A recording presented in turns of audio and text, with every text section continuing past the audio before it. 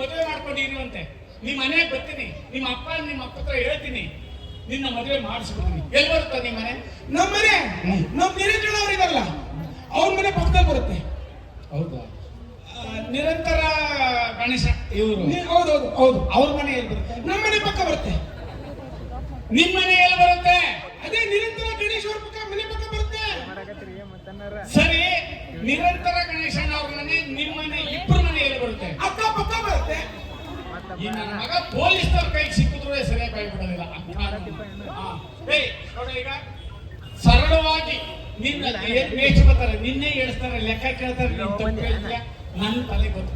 ನೋಡು, ಸಣ್ಣ ಮಕ್ಕಳಿಗೆ ಹೇಳ್ಕೊಟ್ಟಂಗೆ ಹೇಳ್ಕೊಡ್ತೀನಿ. 4 4 8 8 8 16 16 ಎಷ್ಟು? ಹೇಳಲ್ಲ ಬೆಸ್ಟ್. ಯಾಕೆ ಹೇಳಲ್ವಾ? ಹೇಳಲ್ಲ ಅಂದ್ರೆ ಹೇಳಲ್ಲ. ಯಾಕೆ ಹೇಳಲ್ಲ? ಈಜಿ ಆಗಿರೋ ಪ್ರಶ್ನೆಗೆಲ್ಲ ನೀವು ಉತ್ತರ ಕೊಟ್ಬಿಡಿ. ಈಗ ಜಹಾಂಗೀರನು ಎಲ್ಲಿ ಹುಟ್ಟಿದನು ಮತ್ತೆ ಎಲ್ಲಿ ಸತ್ತನು? ಜಹಾಂಗೀರನು ನಮ್ಮಮ್ಮ ಮಾಡಿದ ಬಾಂಡೆಯಲ್ಲಿ ಹುಟ್ಟಲು ನನ್ನ ಬಾಯಲ್ಲಿ ಸತ್ತನು.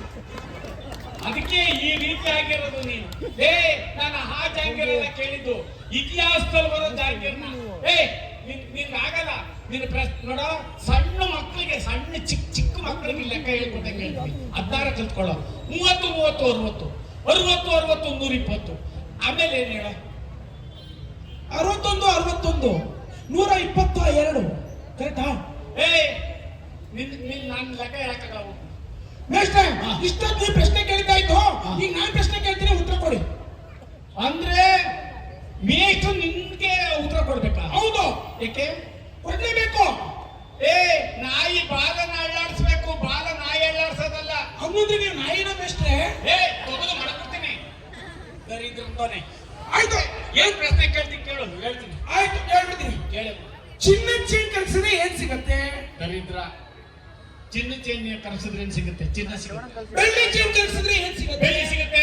ತಾಮ್ರ ಚೇನ್ ಕಲ್ಸಿದ್ರೆ ಏನ್ ಸಿಗತ್ತೆ? ತಾಮ್ರ ಸಿಗುತ್ತೆ. ಚಿನ್ನ ಚೇನ್ ಕಲ್ಸಿದ್ರೆ ಚಿನ್ನ ಸಿಗತ್ತೆ. ಹಾ. ಬೆಳ್ಳಿ ಚೇನ್ ಕಲ್ಸಿದ್ರೆ ಬೆಳ್ಳಿ ಸಿಗತ್ತೆ. ತಾಮ್ರ ಚೇನ್ ಕಲ್ಸಿದ್ರೆ ತಾಮ್ರ ಸಿಗತ್ತೆ. ಸೈಕಲ್ ಚೇನ್ ಕಲ್ಸಿದ್ರೆ ಸೈಕಲ್ ಯಾಕೆ ಸಿಗಲ್ಲ? ಈಗ ನಿನ್ನ ಪ್ರಶ್ನೆ.